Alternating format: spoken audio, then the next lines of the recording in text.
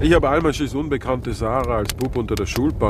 el libro de Almasi sobre el Sáhara bajo mi pupitre del colegio. Como otros chicos, leían El cazador de ciervos, pero sus aventuras eran reales, no ficción. Este es un viaje en el tiempo tras los pasos de figuras como el paciente inglés, exploradores de los años 30 y 40 que se han convertido en leyendas.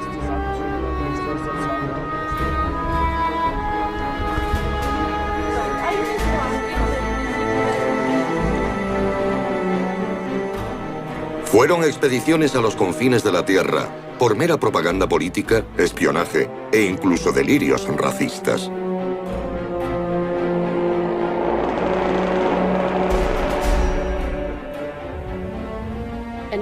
Una antigua raza aria, una raza nórdica, envió colonos a Bolivia para que se asentaran allí. Eso sucedió hace 1 millón de años.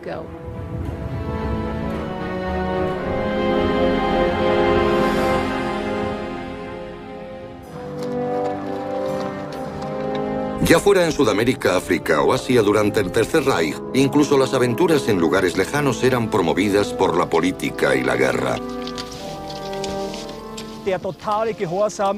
La lealtad absoluta a un líder, en este caso el líder de la expedición, y el espíritu de combate se trasladaban a las cimas de las montañas.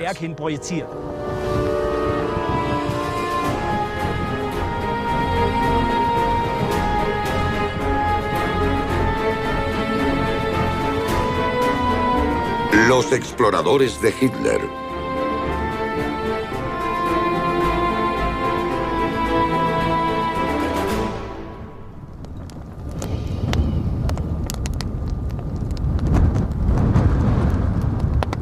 Es la noche de un largo día conduciendo a través del Sáhara egipcio. Aquí, la leyenda cobra vida. El escritor austríaco Raúl Senroth creció en los desiertos de Túnez. Siempre se sintió fascinado por las aventuras de Ladislaus Almasi, conocido como el paciente inglés.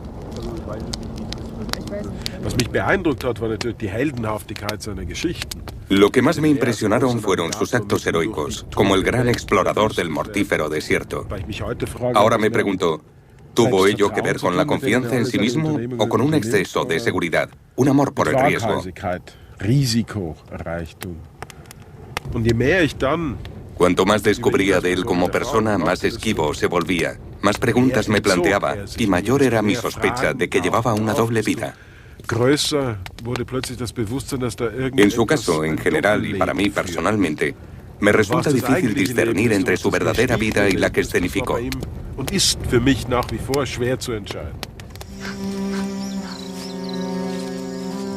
Nacido en 1896, Ladislaus Almasi fue oficial del ejército imperial austríaco, condecorado en la Primera Guerra Mundial. Era anticomunista y monárquico. La caída del imperio austríaco hizo añicos su visión del mundo.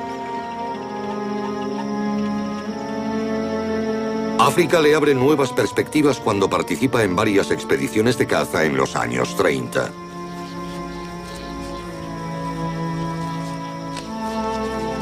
Almasi es contratado como guía y conductor de aristócratas, industriales y otros aficionados a la caza mayor, como Jenő Horthy, hermano del virrey de Hungría.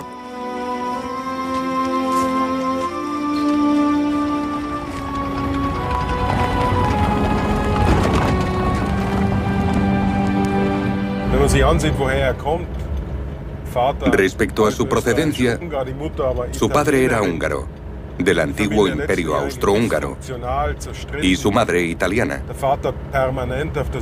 Su familia quedó destrozada por los continuos conflictos.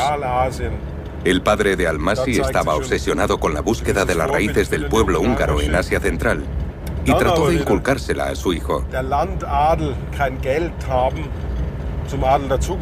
Pertenecía a la aristocracia rural, nunca tuvo dinero, pero ansiaba participar en todo a pesar de su falta de medios y de posición.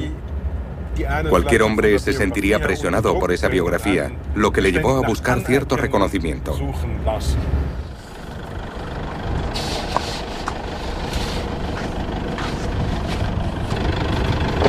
En África, según Raúl Senroth, Almasi encuentra la labor que le procurará su ansiado reconocimiento.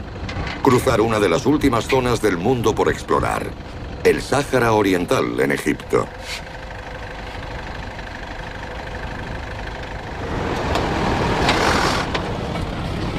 Se trata de una de las regiones desérticas menos accesibles del planeta, del tamaño de Alemania.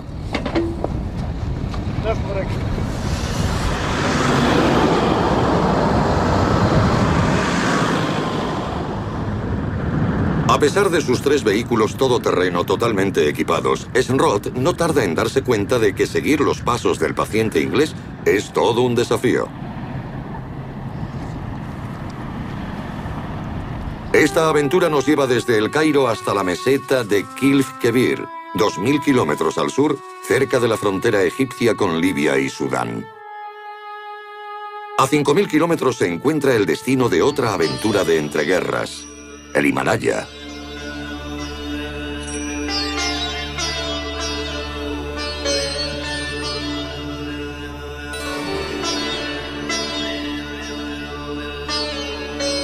Gangotri, un lugar de peregrinación lleno de la magia y el misterio indios. Aquí, el tiempo parece haberse detenido.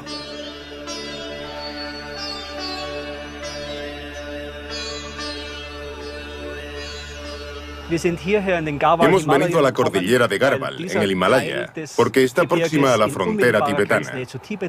Cerca de aquí pasó el avión que llevaba a Heinrich Harrer y Peter Auschneider al Tíbet.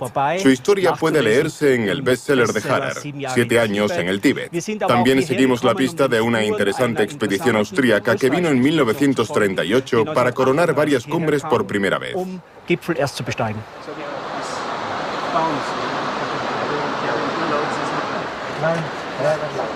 Bruno Baumann, un alpinista profesional con una larga experiencia en picos de 8000 metros, se dispone a seguir la misma ruta que los montañeros de 1938. Contratar a sherpas y organizar los suministros es hoy una tarea rutinaria, pero en aquella época era una labor pionera. Entre 1918 y 1938, solo hubo 10 expediciones austríacas o alemanas al Himalaya.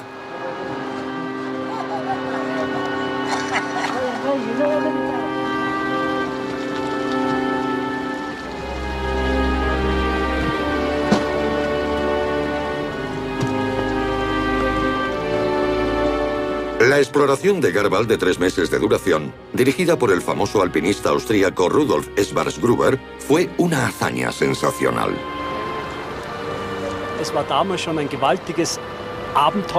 En aquella época fue una aventura extraordinaria, una gigantesca empresa logística incluso para llegar a este punto. Para empezar, tuvieron que atravesar lentamente las estribaciones del Himalaya. La preparación de los suministros y el equipo llevaba mucho tiempo y el volumen de la mercancía era enorme. Cuando llegaron aquí se enfrentaron a las altas montañas que hasta el momento eran tierra desconocida. La mayoría de los picos no habían sido escalados, una situación muy diferente de la actual.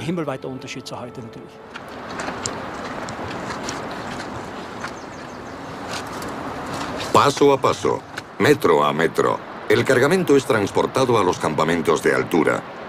El alpinismo de alta montaña es una experiencia existencial extrema.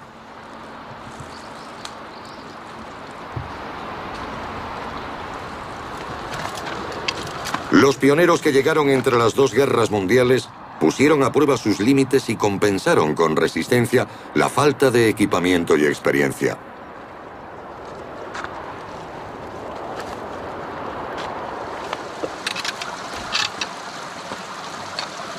Este grupo de alpinistas de élite ya había sobrevivido a una odisea de otro tipo. La Primera Guerra Mundial fue la experiencia que cambió sus vidas.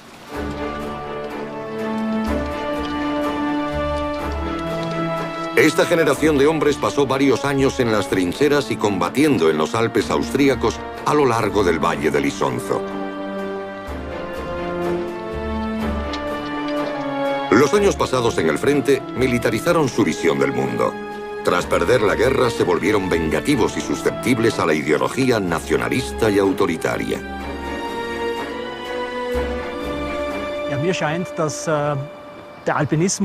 Para mí, el alpinismo de los años 30 y 40 es, en cierto modo, la continuación de la guerra por otros medios. Las montañas, especialmente las más altas del mundo, eran el escenario perfecto para los desafíos de una vida heroica y para determinadas ideas que desempeñaban un papel importante en el pensamiento nacionalista alemán, como la camaradería, el compañerismo militar hasta la muerte, la lealtad absoluta a un líder, en este caso el líder de la expedición, y el espíritu de combate. Todo ello se trasladaba a las cimas de las montañas.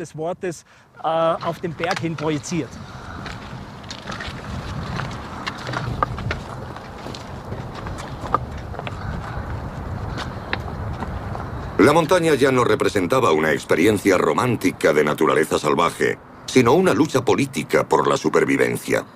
Conquistar la cima se relacionaba con la fuerza y dureza que tanto ensalzaba el pensamiento nacionalista alemán.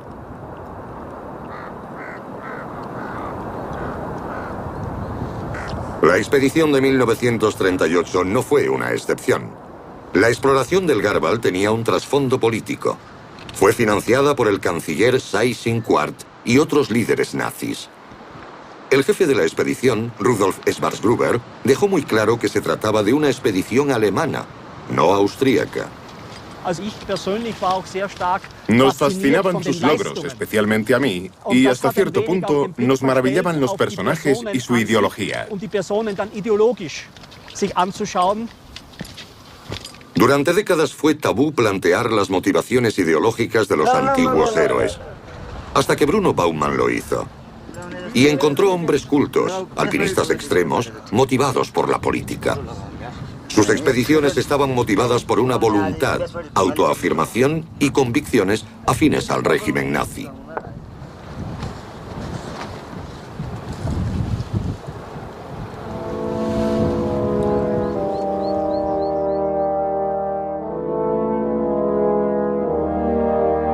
Rudolf Schwarzgruber se afilió al partido nazi en 1931. Incluso cambió la fecha de inicio de la expedición al Garbal para no perderse la anexión de Austria.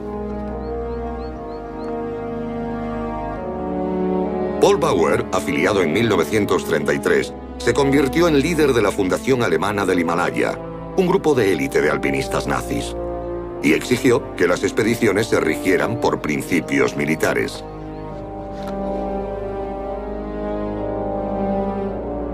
Peter Ausneiter, afiliado al partido nazi en 1933. Como director general de la Fundación del Himalaya, reclutó a los alpinistas en base a criterios políticos.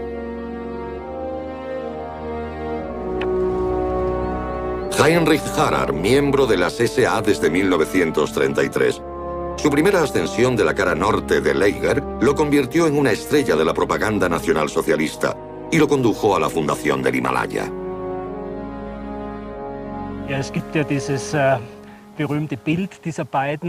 La imagen pública de Harrer era la de un hombre extrovertido y profesional que aprovechó su fama tras escalar la cara norte de Leiger para ingresar en la Fundación del Himalaya.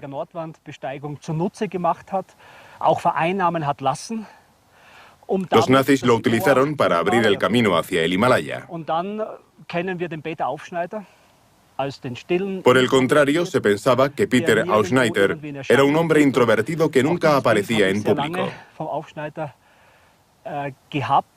Así fue como lo imaginé durante mucho tiempo, hasta que descubrí que tuvo un papel esencial en la Fundación del Himalaya y formó parte del círculo íntimo de Paul Bauer desde el principio. Además, era políticamente muy activo.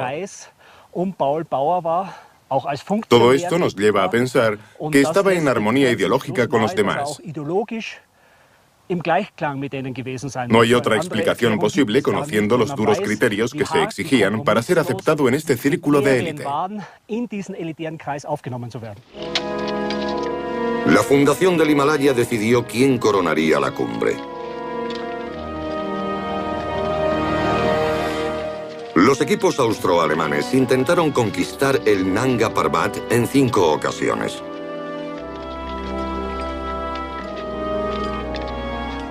Esta montaña de 8.000 metros fue enaltecida como el pico del destino para Alemania. La propaganda equiparaba al alpinista que moría en la montaña con el soldado que sacrificaba heroicamente su vida por Alemania en el frente. Para el régimen nazi, las expediciones al Himalaya eran viajes épicos que demostraban al mundo la superioridad de la raza aria.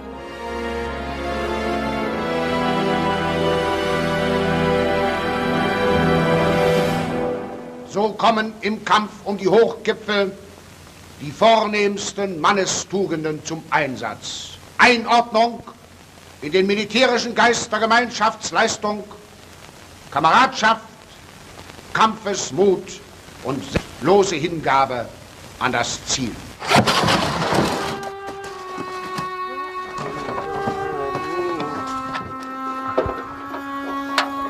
Se monta un campamento en el desierto. Para Raoul Senroth, el espíritu de aventura enmascara el hecho de que las expediciones del Sáhara tienen lugar en un contexto de conflicto político y militar. Libia estaba ocupada por Italia. Egipto era un protectorado británico.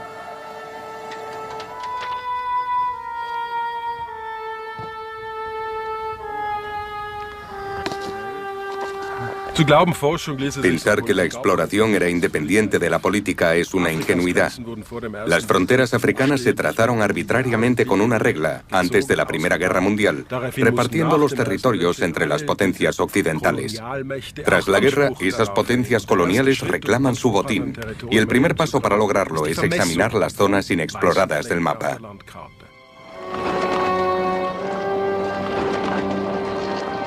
El Cairo, la capital de Egipto, se convirtió en el punto de partida de todas las expediciones y exploraciones del Sáhara Oriental.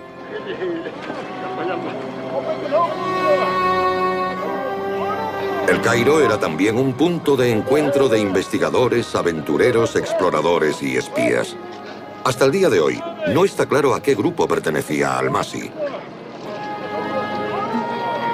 Los clubes de El Cairo, donde se planeaban las expediciones, eran mercados de información, un campo de juego para los intereses coloniales y políticos de franceses, británicos, italianos y egipcios.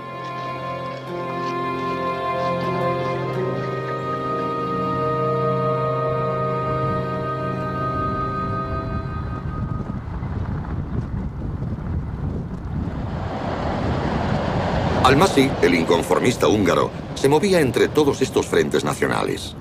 Un día ofrecía sus servicios a Gran Bretaña y otro día a Italia, pero nunca le hicieron un encargo permanente y sus equipos de expedición cambiaban constantemente.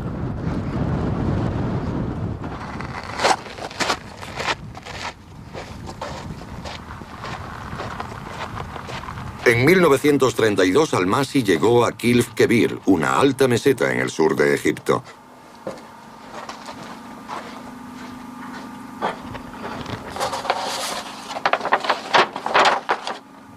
Allí hizo un descubrimiento que lo haría famoso.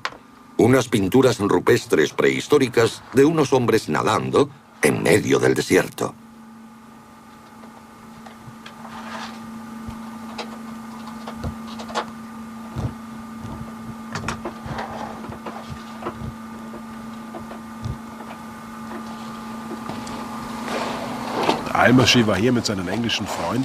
Al-Masi estuvo aquí con sus camaradas ingleses, porque era la última zona inexplorada del mapa egipcio británico.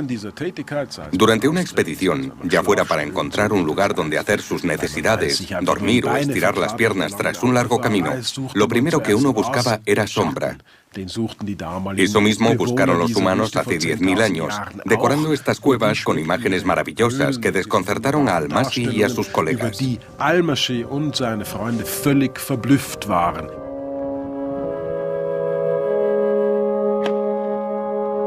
Estas imágenes del paciente inglés fueron filmadas en 1933, cuando Al-Masi llevó a expertos alemanes en pinturas rupestres al lugar de su descubrimiento.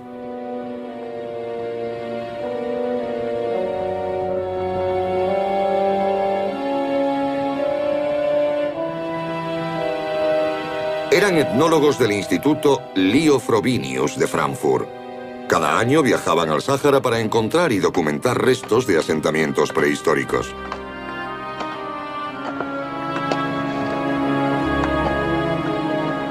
Al-Masi fue contratado porque conocía muchos yacimientos arqueológicos en el Sáhara Oriental. El líder de la expedición, Leo Frobenius, era un nacionalista alemán.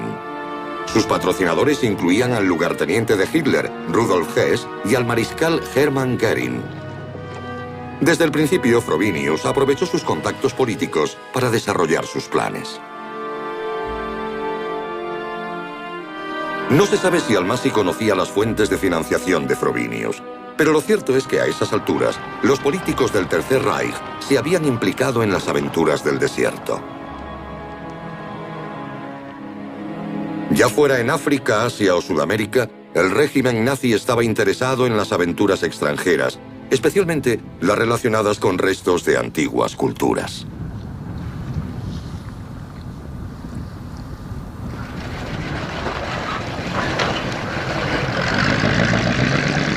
A comienzos de los años 30, los Andes bolivianos llamaron la atención de ideólogos ocultistas y genealogistas del Tercer Reich.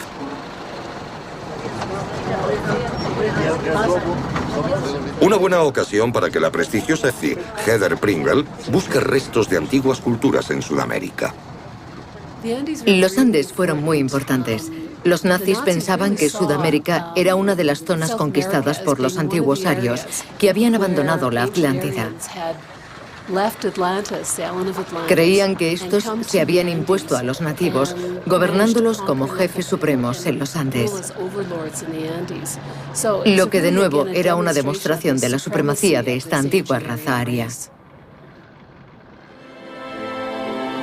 La figura clave de esta expedición política era el jefe de las SS, Heinrich Himmler, arqueólogo aficionado y entusiasta de las ciencias ocultas. Himmler quería encontrar pruebas de la supremacía de la raza germánica y remontarse hasta sus raíces arcaicas. Este culto ario sirvió para justificar el racismo y la eliminación de los llamados subhumanos. Himmler financió numerosas expediciones por el mundo enmarcadas en la llamada SS Ahnenerbe de la Sociedad de la Herencia Ancestral Alemana.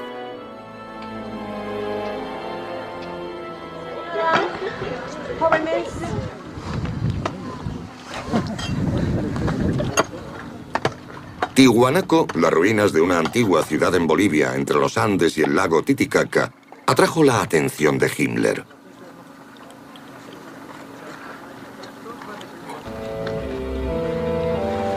Himmler hacía referencia a las ideas de dos eruditos peculiares. Hans Hoebiger, padre de los famosos actores austríacos Paul y Attila Hoebiger, fue el creador de la teoría del mundo de hielo, afirmando que el universo fue creado por un eterno conflicto de fuego y hielo, algo que Himmler encontró inspirador.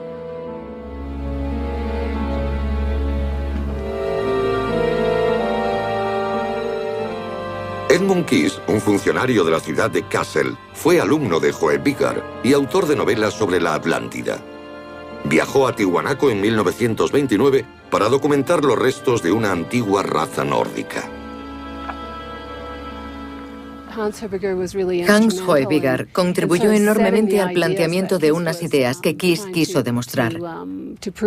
Hans Hoebiger pensaba que Tiwanaku podía tener hasta 7 millones de años, y Kiss creía ciegamente en Hans Hoebiger. Lo consideraba un genio, y por eso vino aquí con la idea de que Tiwanaku era realmente antigua, de una época anterior a la evolución de los humanos modernos. Heather Pringle lleva consigo el libro de Edmund Kiss sobre la Puerta del Sol de Tiwanaku. Los historiadores modernos creen que estas ruinas son anteriores a la cultura inca y tienen unos 2000 años de antigüedad. Basándose en los cálculos de Hans Hoebiger, la interpretación de Kiss es muy diferente.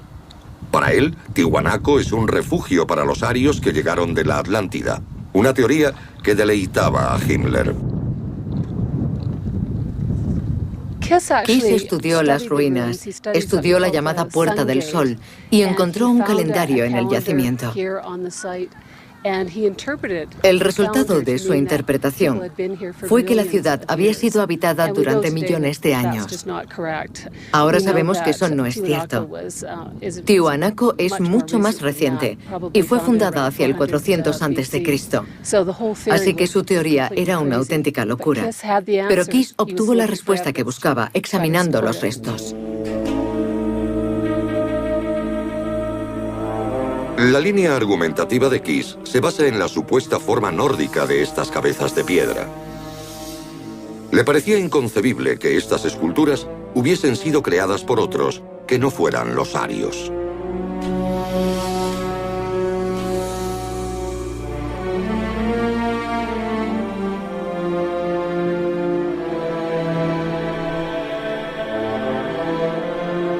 Los expertos en razas de Himmler viajaron hasta el Tíbet.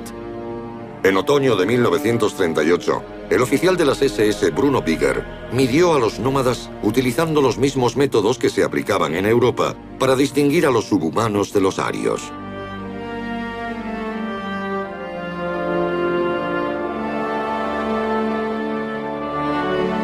Los estudios raciales que incluían la toma de moldes de cráneos eran parte de un programa de exploración financiado por las SS.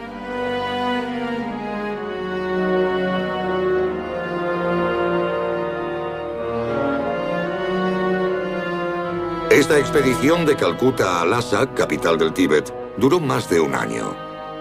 La dirigió el biólogo y oficial de las SS, Ernst Schaefer, el hombre de la izquierda. La expedición de Schaefer debía encontrar supervivientes de la antigua población aria en el Tíbet. Se basaba en uno de los libros que había leído Himmler, La doctrina secreta de la autora rusa Blavatsky.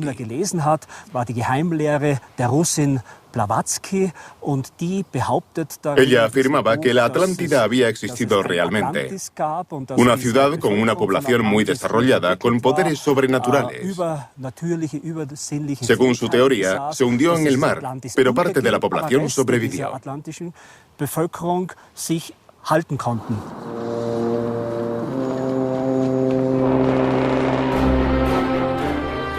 Bruno Baumann ha explorado todos los rincones del Tíbet y, a su entender, la expedición de 1938 es un claro ejemplo de cómo cambiaron estas exploraciones durante el régimen nazi. Baumann comparó la elección de rutas, objetivos e integrantes de la expedición de 1938 con otras que no habían sido financiadas por los nazis, y llegó a la conclusión de que la objetividad científica había sido reemplazada por estudios de carácter racista y que la elección de los miembros de los equipos tenía motivaciones políticas.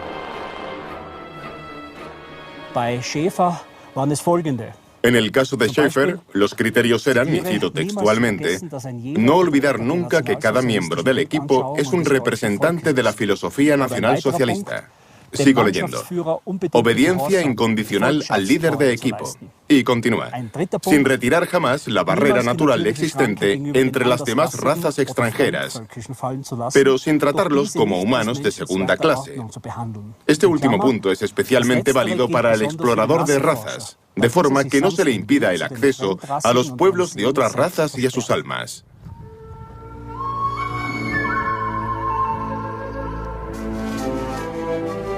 Tras volver de la expedición del Tíbet en agosto de 1939, se planeó una expedición a Bolivia patrocinada por las SS. Como líder fue elegido el oficial de las SS Edmund Kiss, quien para entonces formaba parte del gabinete de Heinrich Himmler. La expedición de la herencia ancestral a Tiwanaku es uno de los proyectos más prestigiosos de Himmler. Se destinaron 50.000 marcos imperiales, unos 200.000 euros al cambio actual, para la empresa en primavera de 1940.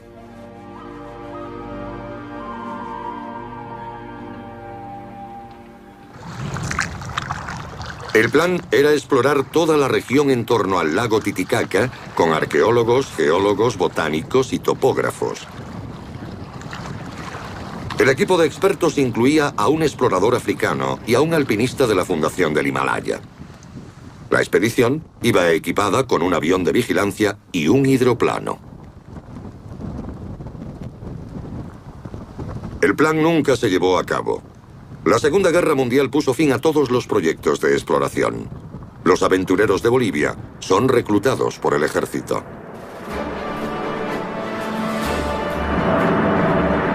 Noviembre de 1941. Los planes de Hitler para el norte de África formaban parte de una campaña de venganza. Las colonias alemanas perdidas durante la Primera Guerra Mundial debían ser recuperadas y las colonias británicas tomadas. El calor, la arena y el polvo no son el principal problema. El largo flanco meridional supone un riesgo potencial. El Sáhara es un espacio inmenso y desprotegido donde los alemanes temen el ataque de los británicos. Por eso, movilizaron a los expertos en el desierto para reunir información.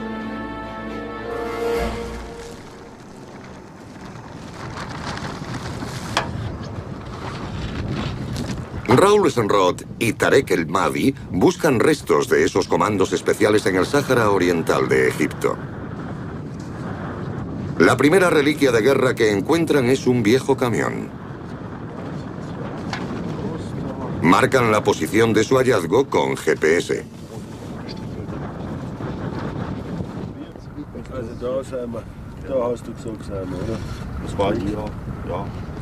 El camión fue abandonado por las ratas del desierto del ejército británico, antiguos compañeros de expedición de Almasi. Los bidones de forma cúbica eran especialmente populares entre los exploradores del Sáhara.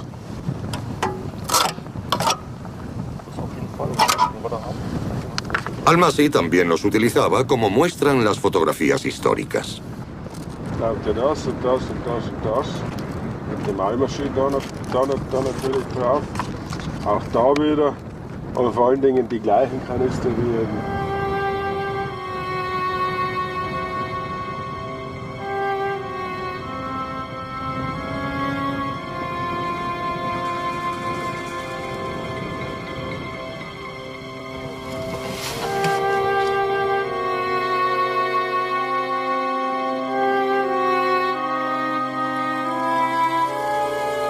En el otoño de 1939, 2 años antes de la campaña africana de Hitler, el servicio secreto alemán se pone en contacto con Almasi. El régimen de Horthy, uno de los aliados de Hitler, dio permiso al oficial húngaro. Su misión era ayudar en los preparativos de la guerra del desierto. Sus capacidades eran de gran valor para el servicio secreto del almirante Wilhelm Canaris.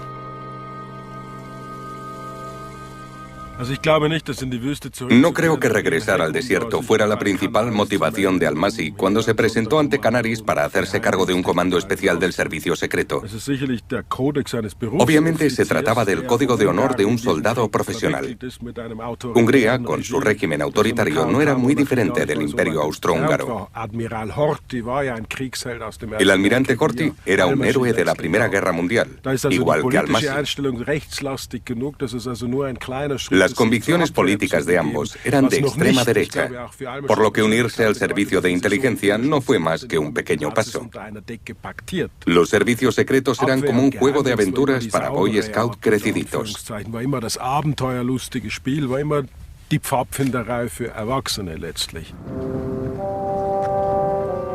Aún hay restos de los comandos especiales en medio del Sáhara. Aquí no se sintió el terror de la guerra, pero 1000 kilómetros al norte se libraban batallas con tanques, y otros 1000 kilómetros más, unidades de las SS se preparaban para aniquilar a los judíos de África y Palestina.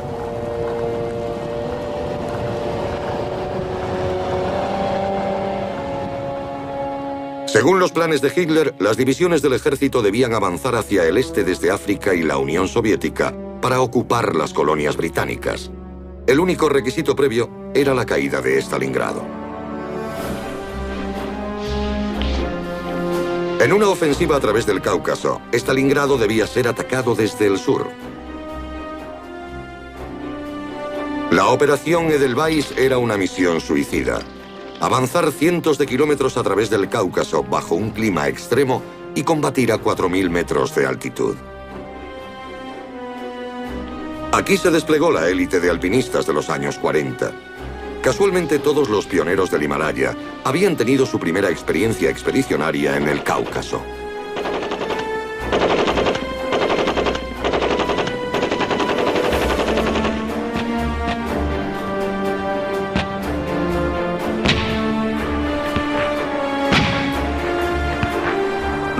Svarsgruber, el explorador del Garval de 1938, se presentó voluntario para la campaña a sus 42 años.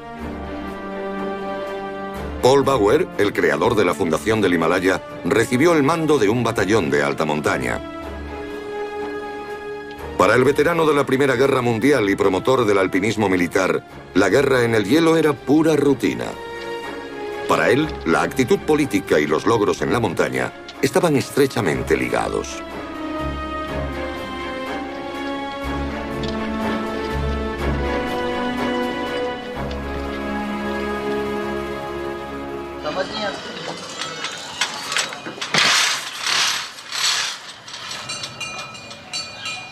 Bruno Baumann busca restos en el Himalaya en el distrito de Primnagar, en Dehradun, en el norte de India.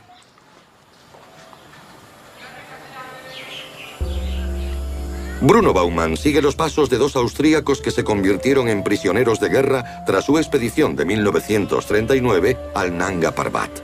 Heinrich Harrar y Peter Ausneiter fueron capturados por los británicos.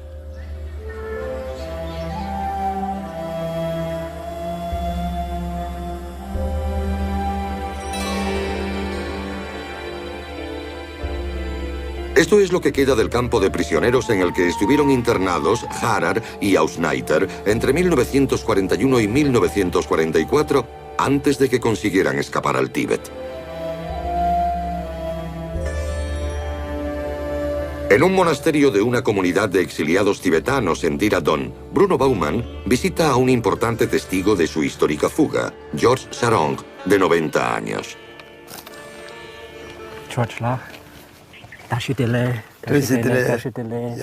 Siéntese. Después de usted.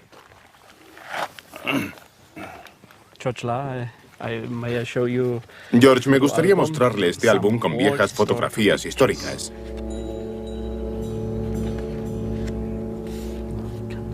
La familia Sarong dio asilo a Harrar y Ausneiter en el Tíbet.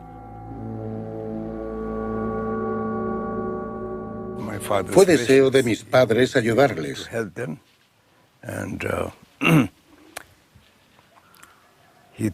Pensaron que podrían ser de utilidad al gobierno tibetano, pero al mismo tiempo fue un acto de ayuda humanitaria.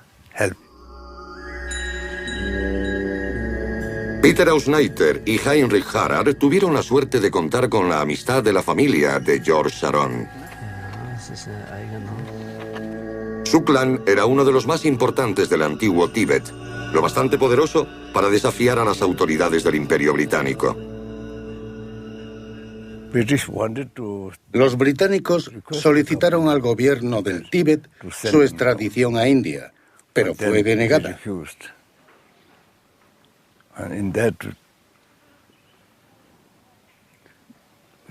Mi padre hizo mucho para impedir que los entregaran. El padre de George Sarong, Sasa, era el político más influyente del Tíbet. Y no solo alojó a los dos austríacos, sino también a Ernest Schaefer y toda la expedición de las SS. Esta es preciosa. ¿Sí? Sí, los más importantes están sentados aquí. Sí, Sasa. Su padre y el líder de la expedición, Ernst Schaefer. Sí. Y sobre ellos está el símbolo nazi. Yundru. El símbolo nazi se llama Yundru en tibetano. Yundru. Yundru. ¿Qué sentía en aquella época? ¿Qué sentían los tibetanos cuando veían este símbolo? Para los tibetanos es un símbolo muy importante, muy favorable. Lo utilizamos en todas nuestras ceremonias.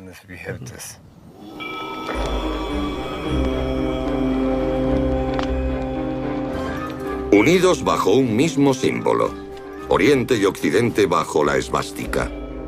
Con esta consigna, la unidad de las SS se gana la simpatía de los dignatarios tibetanos.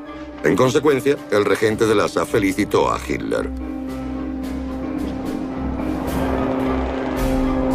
Los supuestos hermanos de la raza aria en el Tíbet se consideraban potenciales aliados militares. En 1939, a los nazis se les ocurrió enviar tropas tibetanas contra la India británica.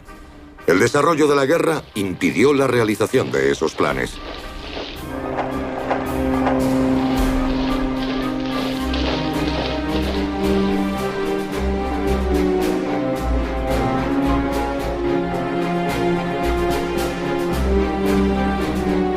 En África, en 1942, las tropas alemanas estaban a punto de abrirse paso.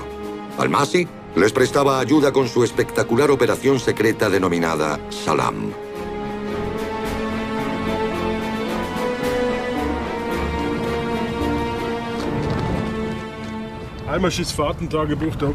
El diario de viaje de Almasi durante la Operación Salam, 17 de mayo de 1942. Había perdido el rumbo más al norte. La primera señal que reconoció fue el punto 1020, una torre de roca cuadrada. Debía ser una de esas montañas de ahí. 20 kilómetros, esa es la información que tenemos. Tiene que ser por aquí. Luego dice, al final giramos en el promontorio al sudoeste de Gilf Kebir. En mi opinión tiene que tratarse del punto en el que nos encontramos ahora. Dobló aquella esquina. Esta es la única posibilidad de girar después del promontorio. Y luego ve una profunda abertura cerca de Wadi Anak. Wadi Anak significa lecho de cuello de botella. ¿Dónde dirías que está? Corre en paralelo a esta zona. Está muy claro en el mapa. Por aquí. En una profunda abertura de la roca encuentro un refugio. Una auténtica cueva de ladrones. No se nos puede ver, ni siquiera al entrar, hasta que no se gira la última esquina.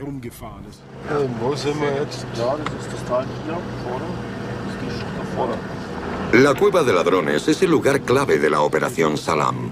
Depósito de suministros y escondite para evitar a las patrullas británicas.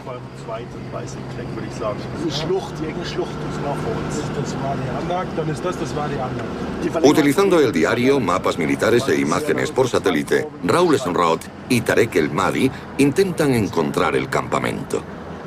Una investigación previa sirvió para reducir el área de búsqueda. No obstante, tienen que comprobar cada valle, cada montaña y camino.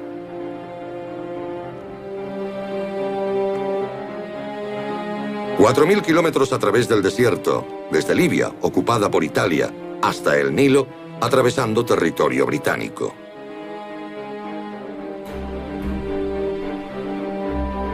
Esa fue la ruta de la Operación Salam, planeada por Almasi. El objetivo era introducir a 2 espías en el mismo centro del territorio enemigo, en mayo de 1942. Conducir por el desierto es extremadamente difícil, pero en aquella época era la única forma de que los espías pudieran entrar clandestinamente en Egipto. Su misión era observar los movimientos de las tropas británicas. La información sería de vital importancia para la ofensiva de Rommel en otoño de 1942.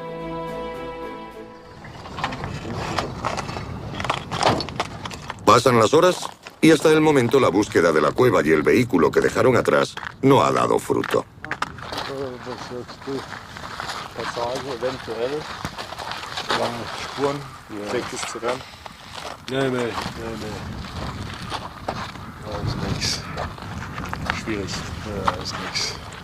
Raoul y su compañero examinan un valle tras otro, pero nada parece indicativo. Justo antes del anochecer, divisan unos neumáticos en un cañón oculto.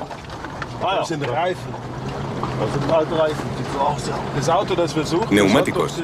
El vehículo que estamos buscando tiene 2 neumáticos rotos. Los neumáticos parecen nuevos, pero aún así deciden echar un vistazo más de cerca.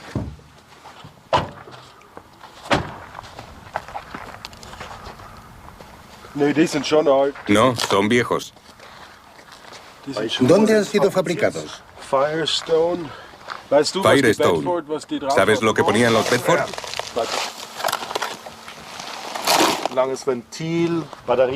La batería también es muy vieja. Ford. Genial. Ford viene de Bedford. La vieja batería Ford es la prueba definitiva. Debe pertenecer al Bedford de Almasi. La lona es otra prueba que apunta al coche de Almasi.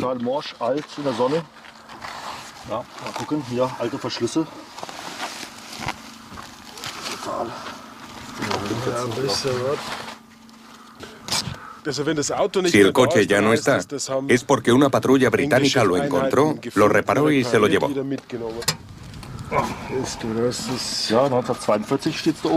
En el bidón se puede leer 1942, Fuerzas Armadas Alemanas.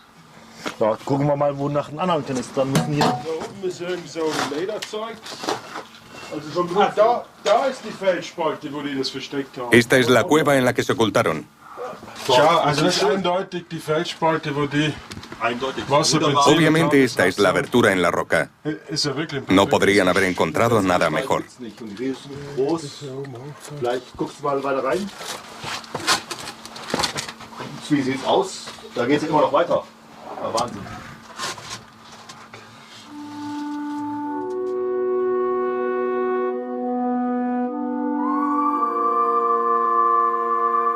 Comparando el lugar con la fotografía original de la Operación Salam, queda demostrado el hallazgo de la cueva de ladrones.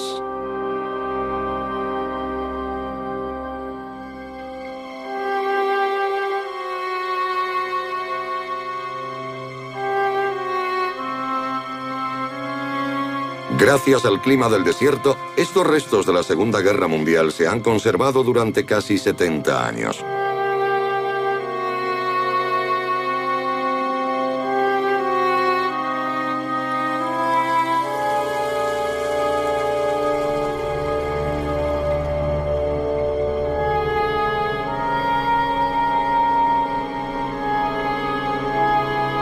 Tras la Operación Salam, en otoño de 1942, Ladislaus Almasi regresó a Hungría y permaneció allí hasta el final de la guerra. En 1951 murió de una enfermedad tropical. Almasi no era un nazi en absoluto, según el sentido actual de la palabra, lo que no quiere decir que no fuera un húngaro aliado de la Alemania nazi y que deba ser eximido de toda culpa. Lo cierto es que trabaja en defensa, suministrando información, indicando lugares de aterrizaje, enseñando a llevar a cabo operaciones del servicio secreto, etc.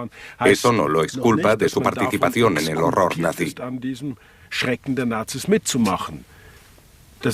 Pero resulta muy fácil criticarlo hoy en día, 70 años después, sin estar en posición de enfrentarse a las duras decisiones que él tuvo que tomar.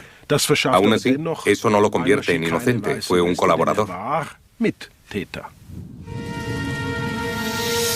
Sufriendo cada vez más bajas en la guerra, los nazis perdieron el interés en las fantasías de la Atlántida y la búsqueda de los antiguos arios. Por un lado, la mayoría de la gente consideraba una locura la idea de que hubiera antiguos arios en un lugar como Bolivia. Casi todo el mundo lo consideraba una auténtica fantasía. Pero esas fantasías formaban parte de la maquinaria propagandística nazi. Se utilizaba con fines políticos. Y por eso creo que es importante tener en cuenta que a pesar de que ahora nos parezcan ideas alocadas, tuvieron un fuerte impacto político en aquella época.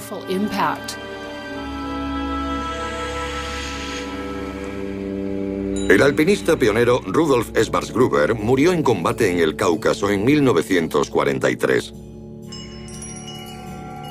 Paul Bauer siguió presidiendo la fundación del Himalaya tras la guerra. Su pasado nazi no fue un obstáculo.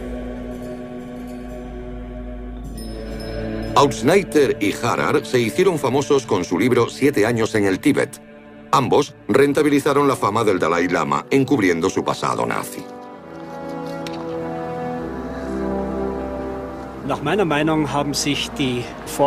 En mi opinión, los protagonistas de aquel periodo, los exploradores y montañeros de la época nazi, nunca hicieron frente a su pasado o solo lo hicieron cuando no les quedó más alternativa.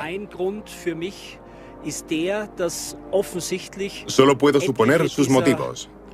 Para mí, el más obvio es que varios de estos protagonistas no solo fueron oportunistas, sino que compartían la ideología nazi y nunca estuvieron preparados, ni siquiera después, para renunciar a sus convicciones.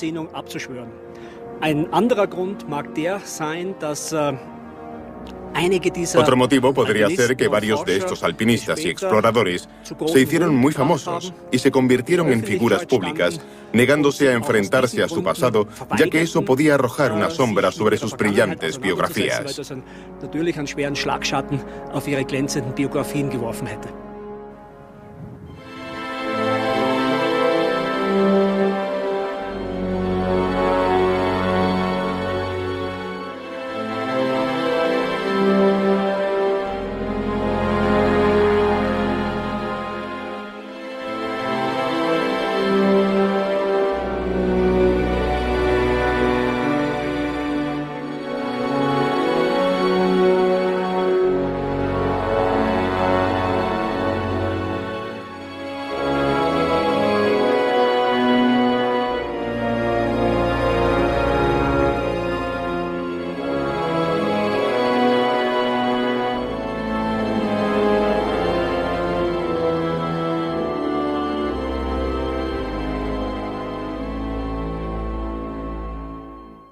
38, con otras que no habían sido financiadas por los nazis.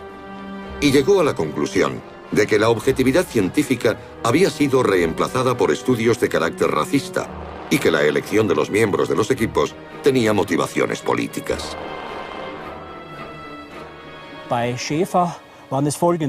En el caso de Schaefer, los criterios eran, y cito textualmente, no olvidar nunca que cada miembro del equipo es un representante de la filosofía nacionalsocialista. Sigo leyendo. Obediencia incondicional al líder de equipo. Y continúa. Sin retirar jamás la barrera natural existente entre las demás razas extranjeras, pero sin tratarlos como humanos de segunda clase. Este último punto es especialmente válido para el explorador de razas, de forma que no se le impida el acceso a los pueblos de otras razas y a sus almas.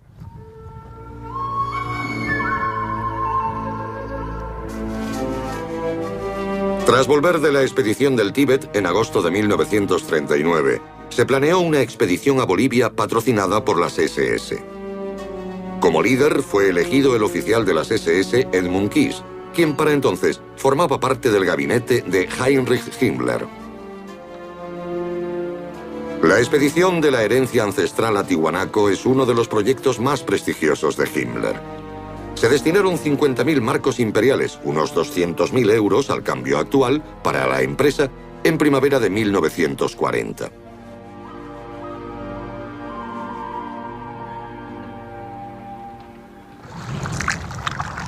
El plan era explorar toda la región en torno al lago Titicaca con arqueólogos, geólogos, botánicos y topógrafos.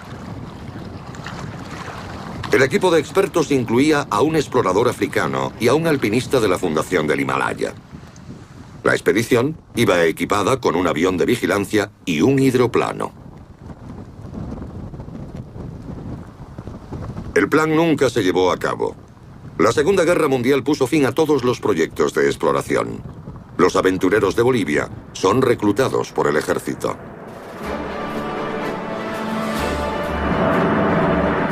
Noviembre de 1941.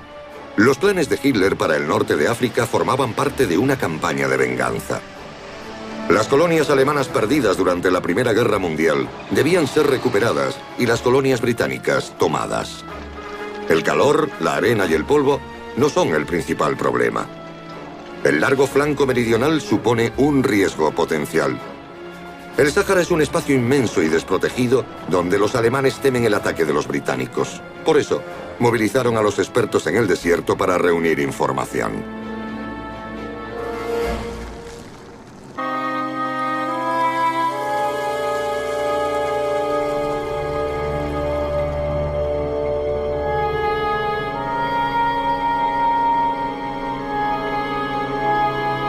Tras la Operación Salam, en otoño de 1942, Ladislaus Almasi regresó a Hungría y permaneció allí hasta el final de la guerra.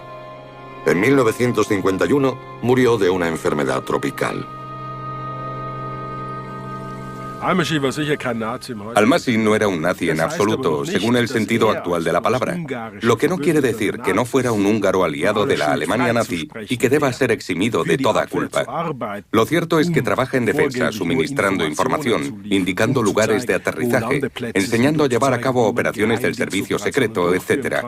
Eso no lo exculpa de su participación en el horror nazi. Pero resulta muy fácil criticarlo hoy en día, 70 años después, sin estar en posición de enfrentarse a las duras decisiones que él tuvo que tomar. Aún así, eso no lo convierte en inocente, fue un colaborador. Sufriendo cada vez más bajas en la guerra, los nazis perdieron el interés en las fantasías de la Atlántida y la búsqueda de los antiguos arios. Por un lado, la mayoría de la gente consideraba una locura la idea de que hubiera antiguos arios en un lugar como Bolivia. Casi todo el mundo lo consideraba una auténtica fantasía. Pero esas fantasías formaban parte de la maquinaria propagandística nazi. Se utilizaba con fines políticos. Y por eso creo que es importante tener en cuenta que a pesar de que ahora nos parezcan ideas alocadas, tuvieron un fuerte impacto político en aquella época.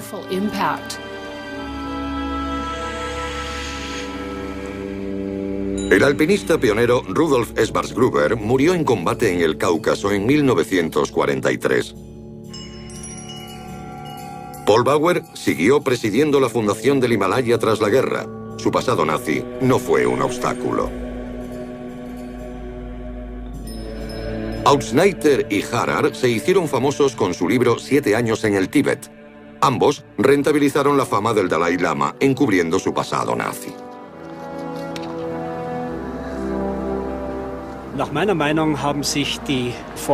En mi opinión, los protagonistas de aquel periodo, los exploradores y montañeros de la época nazi, nunca hicieron frente a su pasado o solo lo hicieron cuando no les quedó más alternativa.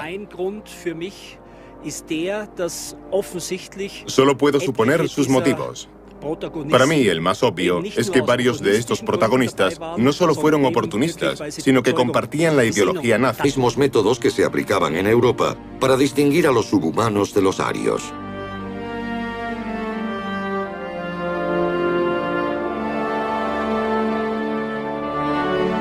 Los estudios raciales que incluían la toma de moldes de cráneos eran parte de un programa de exploración financiado por las SS.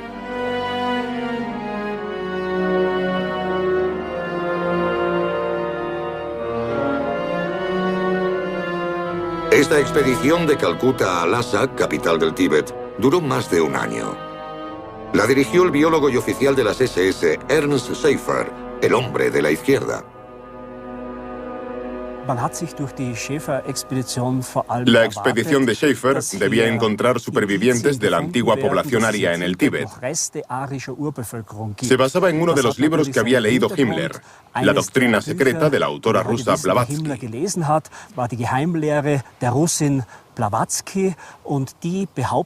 Ella afirmaba que la Atlántida había existido realmente.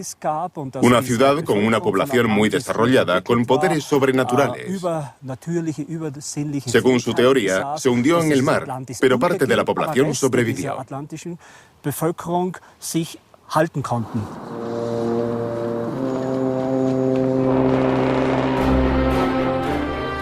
Bruno Baumann ha explorado todos los rincones del Tíbet y, a su entender, la expedición de 1938 es un claro ejemplo de cómo cambiaron estas exploraciones durante el régimen nazi. Baumann comparó la elección de rutas, objetivos e integrantes de la expedición de 1938 con otras que no habían sido financiadas por los nazis, y llegó a la conclusión de que la objetividad científica había sido reemplazada por estudios de carácter racista y que la elección de los miembros de los equipos tenía motivaciones políticas.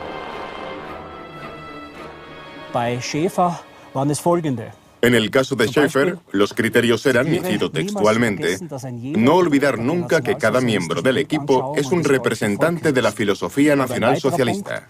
Sigo leyendo. Obediencia incondicional al líder de equipo. Y continúa.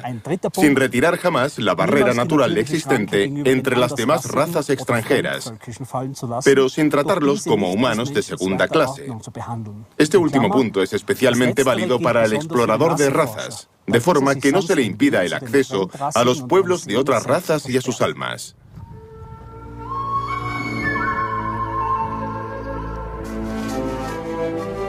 Tras volver de la expedición del Tíbet en agosto de 1939, se planeó una expedición a Bolivia patrocinada por las SS. Como líder fue... Contratar a sherpas y organizar los suministros es hoy una tarea rutinaria, pero en aquella época era una labor pionera. Entre 1918 y 1938, solo hubo 10 expediciones austríacas o alemanas al Himalaya.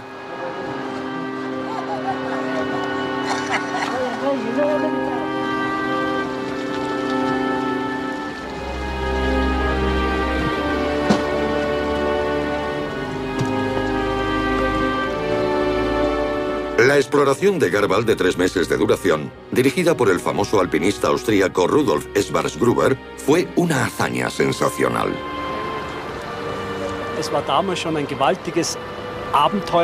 En aquella época fue una aventura extraordinaria, una gigantesca empresa logística incluso para llegar a este punto. Para empezar, tuvieron que atravesar lentamente las estribaciones del Himalaya. La preparación de los suministros y el equipo llevaba mucho tiempo y el volumen de la mercancía era enorme. Cuando llegaron aquí se enfrentaron a las altas montañas que hasta el momento eran tierra desconocida. La mayoría de los picos no habían sido escalados, una situación muy diferente de la actual.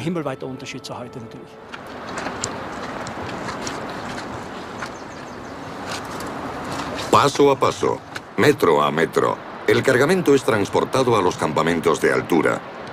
El alpinismo de alta montaña es una experiencia existencial extrema.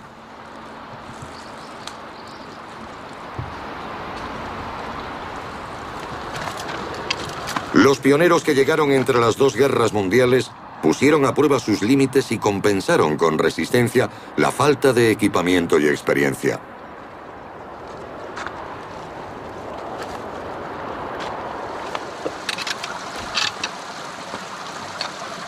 Este grupo de alpinistas de élite ya había sobrevivido a una odisea de otro tipo. La Primera Guerra Mundial fue la experiencia que cambió sus vidas.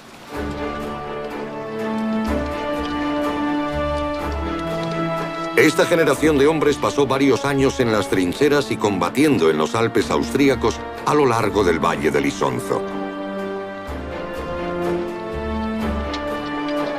Los años pasados en el frente militarizaron su visión del mundo. Tras perder la guerra, se volvieron vengativos y susceptibles a la ideología nacionalista y autoritaria.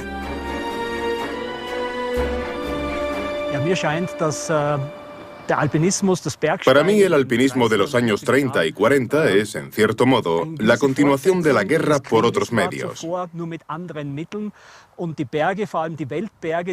Las montañas, especialmente las más altas del mundo, eran el escenario perfecto para los desafíos de una vida heroica y para determinadas... Fueron expediciones a los confines de la Tierra, por mera propaganda política, espionaje e incluso delirios racistas.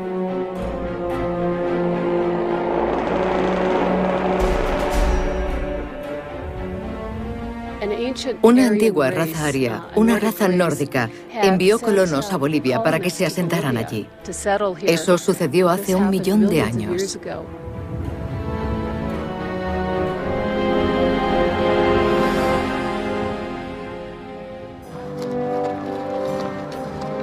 Ya fuera en Sudamérica, África o Asia durante el Tercer Reich, incluso las aventuras en lugares lejanos eran promovidas por la política y la guerra. La lealtad absoluta a un líder, en este caso el líder de la expedición, y el espíritu de combate, se trasladaban a las cimas de las montañas.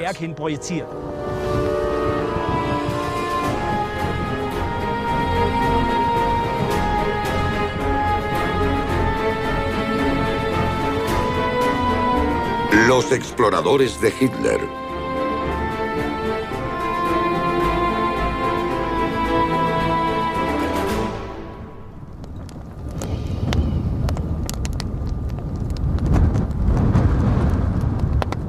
Es la noche de un largo día conduciendo a través del Sáhara egipcio. Aquí, la leyenda cobra vida. El escritor austríaco Raúl Senroth creció en los desiertos de Túnez. Siempre se sintió fascinado por las aventuras de Ladislaus Almasi, conocido como el paciente inglés.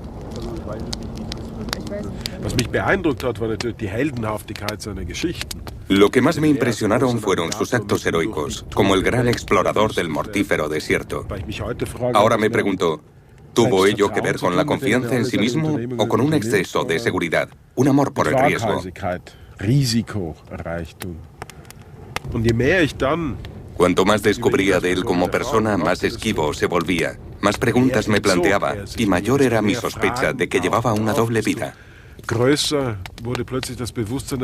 En su caso, en general y para mí personalmente, me resulta difícil discernir entre su verdadera vida y la que escenificó.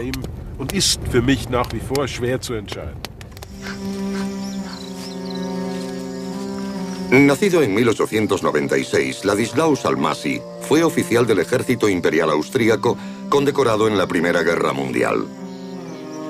Era anticomunista y monárquico. La caída del imperio austríaco hizo añicos su visión del mundo. África le abre nuevas perspectivas cuando participa en varias expediciones de caza en los años 30. A pesar de sus 3 vehículos todoterreno totalmente equipados, Senroth no tarda en darse cuenta de que seguir los pasos del paciente inglés es todo un desafío. Esta aventura nos lleva desde El Cairo hasta la meseta de Kilf Kebir, 2000 kilómetros al sur, cerca de la frontera egipcia con Libia y Sudán. A 5000 kilómetros se encuentra el destino de otra aventura de entreguerras, el Himalaya.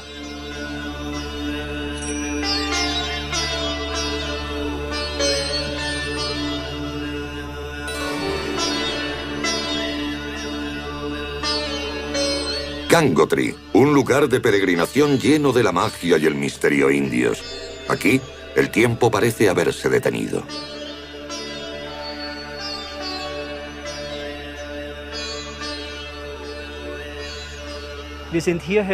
Hemos venido a la cordillera de Garbal, en el Himalaya, porque está próxima a la frontera tibetana. Cerca de aquí pasó el avión que llevaba a Heinrich Harrer y Peter Auschneider al Tíbet. Su historia puede leerse en el bestseller de Harrer, 7 años en el Tíbet. También seguimos la pista de una interesante expedición austríaca que vino en 1938 para coronar varias cumbres por primera vez.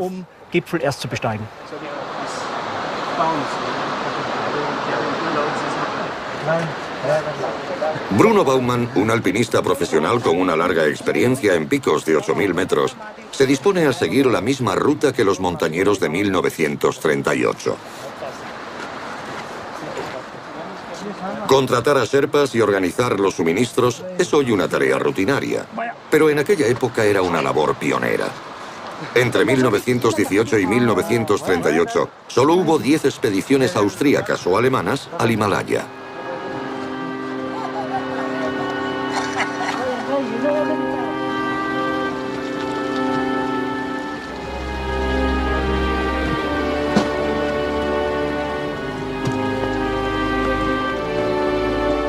La exploración de Garbal de 3 meses de duración, dirigida por el famoso alpinista austríaco Rudolf Schwarzgruber, fue una hazaña sensacional.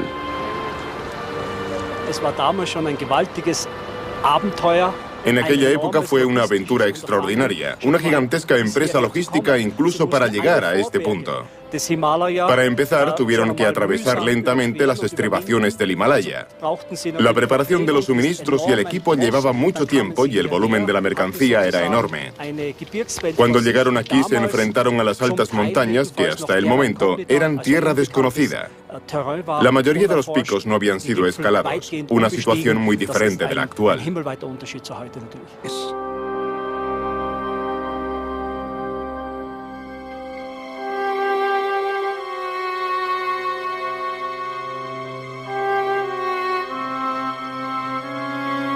Gracias al clima del desierto, estos restos de la Segunda Guerra Mundial se han conservado durante casi 70 años.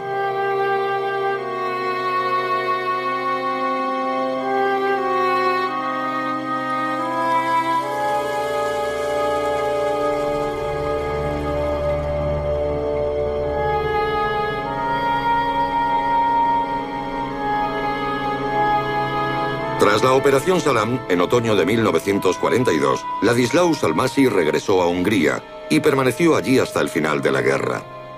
En 1951 murió de una enfermedad tropical. Almasi no era un nazi en absoluto, según el sentido actual de la palabra, lo que no quiere decir que no fuera un húngaro aliado de la Alemania nazi y que deba ser eximido de toda culpa. Lo cierto es que trabaja en defensa, suministrando información, indicando lugares de aterrizaje, enseñando a llevar a cabo operaciones del servicio secreto, etc. Eso no lo exculpa de su participación en el horror nazi. Pero resulta muy fácil criticarlo hoy en día, 70 años después, sin estar en posición de enfrentarse a las duras decisiones que él tuvo que tomar. Aún así, eso no lo convierte en inocente, fue un colaborador. Sufriendo cada vez más bajas en la guerra, los nazis perdieron el interés en las fantasías de la Atlántida y la búsqueda de los antiguos arios. Por un lado, la mayoría de la gente consideraba una locura la idea de que hubiera antiguos arios en un lugar como Bolivia. Casi todo el mundo lo consideraba una auténtica fantasía. Pero esas fantasías formaban parte de la maquinaria propagandística nazi. Se utilizaba con fines políticos. Y por eso creo que es importante tener en cuenta que a pesar de que ahora nos parezcan ideas alocadas, tuvieron un fuerte impacto político en aquella época.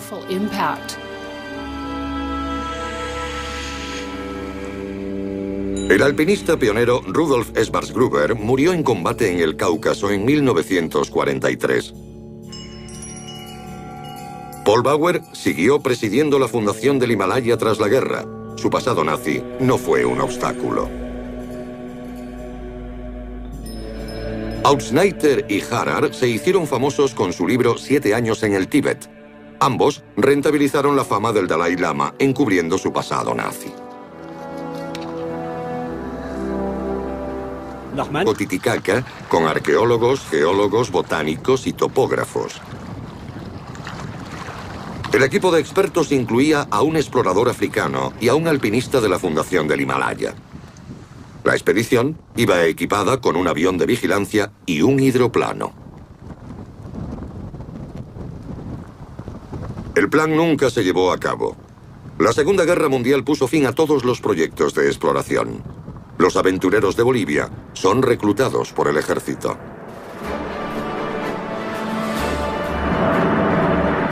Noviembre de 1941. Los planes de Hitler para el norte de África formaban parte de una campaña de venganza. Las colonias alemanas perdidas durante la Primera Guerra Mundial debían ser recuperadas y las colonias británicas tomadas. El calor, la arena y el polvo no son el principal problema. El largo flanco meridional supone un riesgo potencial. El Sáhara es un espacio inmenso y desprotegido donde los alemanes temen el ataque de los británicos. Por eso, movilizaron a los expertos en el desierto para reunir información.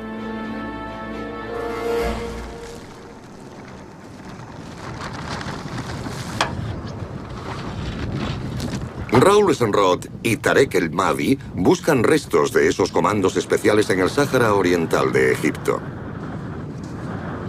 La primera reliquia de guerra que encuentran es un viejo camión. Marcan la posición de su hallazgo con GPS.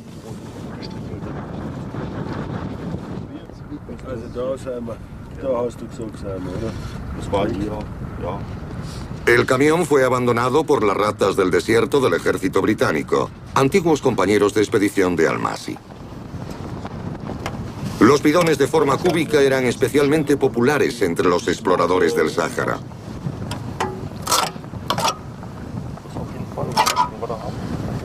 Almasi también los utilizaba como muestran las fotografías históricas.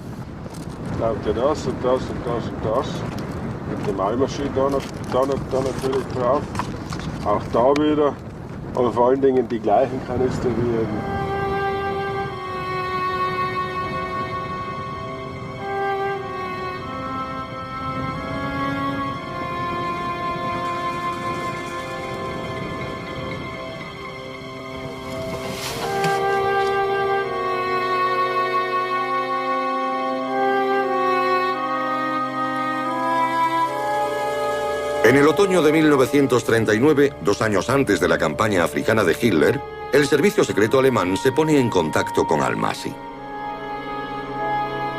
El régimen de Horthy, uno de los aliados de Hitler, dio permiso al oficial 1942, Fuerzas Armadas Alemanas.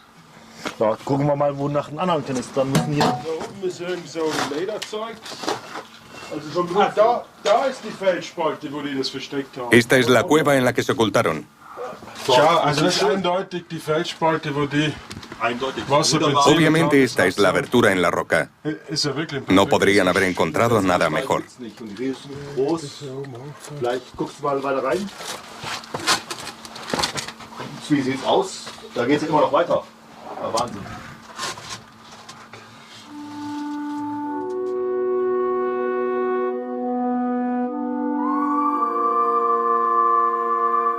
Comparando el lugar con la fotografía original de la Operación Salam, queda demostrado el hallazgo de la cueva de ladrones.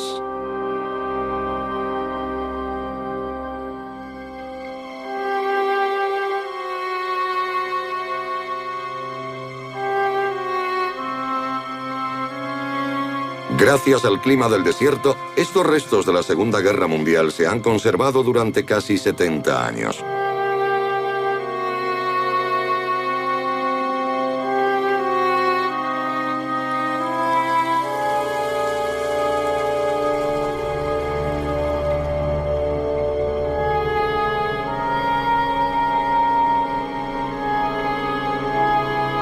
Tras la Operación Salam, en otoño de 1942, Ladislaus Almasi regresó a Hungría y permaneció allí hasta el final de la guerra. En 1951 murió de una enfermedad tropical. Almasi no era un nazi en absoluto, según el sentido actual de la palabra, lo que no quiere decir que no fuera un húngaro aliado de la Alemania nazi y que deba ser eximido de toda culpa. Lo cierto es que trabaja en defensa, suministrando información, indicando lugares de aterrizaje, enseñando a llevar a cabo operaciones del servicio secreto, etc. Eso no lo exculpa de su participación en el horror nazi. Pero resulta muy fácil criticarlo hoy en día, 70 años después, sin estar en posición de enfrentarse a las duras decisiones que él tuvo que tomar. Aún así, eso no lo convierte en inocente, fue un colaborador. Sufriendo cada vez más bajas en la guerra, los nazis perdieron el interés en las fantasías de la Atlántida y la búsqueda de los antiguos arios. Por un lado, la mayoría de la gente consideraba una locura la idea de que hubiera antiguos arios en un lugar como Bolivia. Casi todo el mundo lo consideraba una auténtica fantasía. Pero esas fantasías formaban parte de la maquinaria propagandística nazi.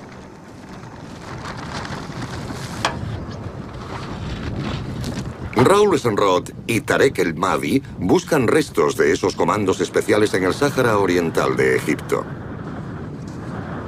La primera reliquia de guerra que encuentran es un viejo camión. Marcan la posición de su hallazgo con GPS.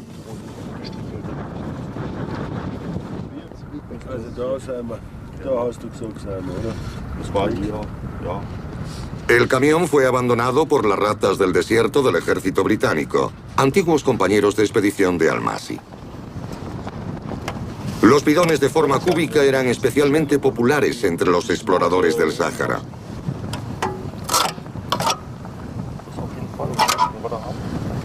Almasi también los utilizaba como muestran las fotografías históricas. Dem Eimer steht da natürlich drauf. Auch da wieder, aber vor allen Dingen die gleichen Kanister wie eben.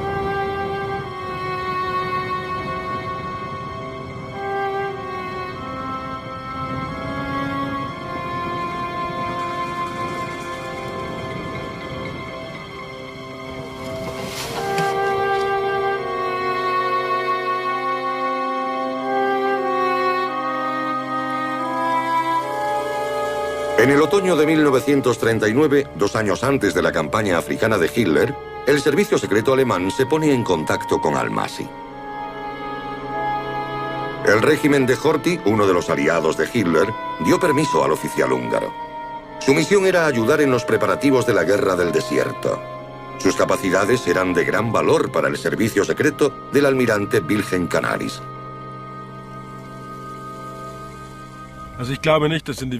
No creo que regresar al desierto fuera la principal motivación de Almasi cuando se presentó ante Canaris para hacerse cargo de un comando especial del servicio secreto. Obviamente se trataba del código de honor de un soldado profesional. Hungría, con su régimen autoritario, no era muy diferente del Imperio Austrohúngaro.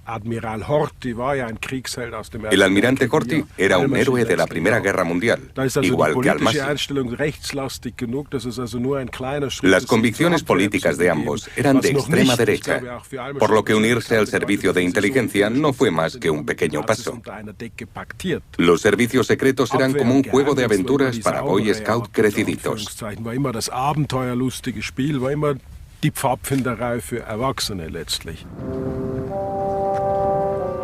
Aún hay restos de los comandos especiales en medio del Sáhara. Aquí no se sintió el terror de la guerra, pero 1000 kilómetros... Basándose en los cálculos de Hans-Joe Biggar, la interpretación de Kiss es muy diferente. Para él, Tiwanaku es un refugio para los arios que llegaron de la Atlántida, una teoría que deleitaba a Himmler. Kiss estudió las ruinas, estudió la llamada Puerta del Sol y encontró un calendario en el yacimiento. El resultado de su interpretación fue que la ciudad había sido habitada durante millones de años. Ahora sabemos que eso no es cierto. Tiwanaku es mucho más reciente y fue fundada hacia el 400 a.C. Así que su teoría era una auténtica locura. Pero Kiss obtuvo la respuesta que buscaba examinando los restos. La línea argumentativa de Kiss se basa en la supuesta forma nórdica de estas cabezas de piedra. Le parecía inconcebible que estas esculturas hubiesen sido creadas por otros que no fueran los arios.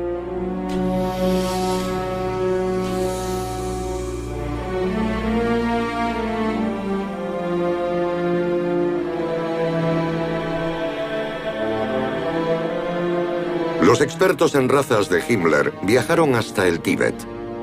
En otoño de 1938, el oficial de las SS Bruno Bigger midió a los nómadas utilizando los mismos métodos que se aplicaban en Europa para distinguir a los subhumanos de los arios.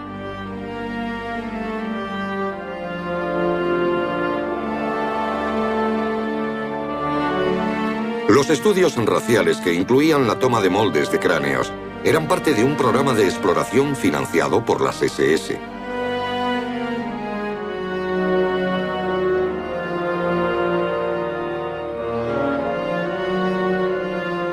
Esta expedición de Calcuta a Lhasa, capital del Tíbet, duró más de un año.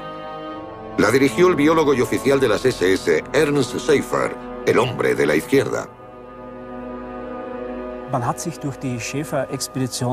La expedición de Schaefer debía encontrar supervivientes de la antigua población aria en el Tíbet. Se basaba en uno de los libros que había leído Himmler, La doctrina secreta de la autora rusa Blavatsky.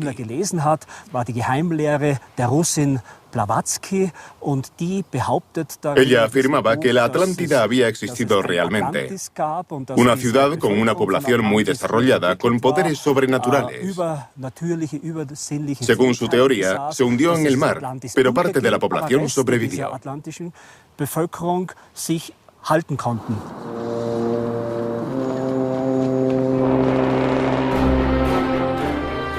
Bruno Baumann ha explorado toda la Operación Salam, depósito de suministros y escondite para evitar a las patrullas británicas.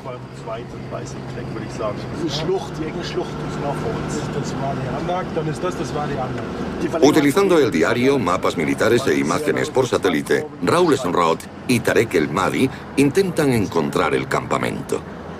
Una investigación previa sirvió para reducir el área de búsqueda. No obstante, tienen que comprobar cada valle, cada montaña y camino.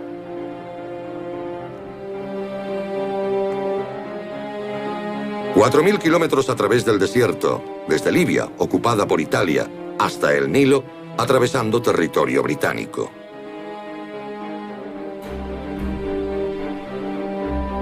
Esa fue la ruta de la Operación Salam, planeada por Almasi. El objetivo era introducir a 2 espías en el mismo centro del territorio enemigo, en mayo de 1942. Conducir por el desierto es extremadamente difícil, pero en aquella época era la única forma de que los espías pudieran entrar clandestinamente en Egipto. Su misión era observar los movimientos de las tropas británicas. La información sería de vital importancia para la ofensiva de Rommel en otoño de 1942.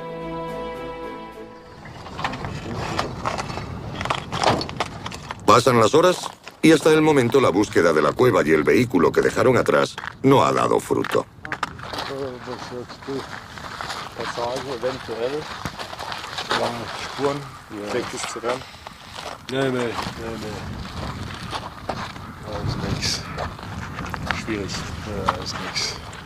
Raúl y su compañero examinan un valle tras otro, pero nada parece indicativo.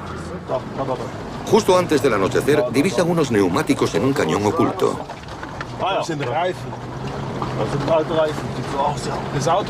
Neumáticos.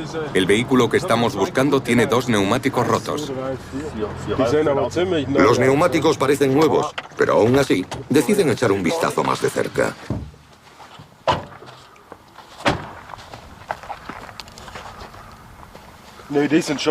No, son viejos. ¿Dónde han sido fabricados? Firestone. ¿Sabes lo que ponían los Bedford?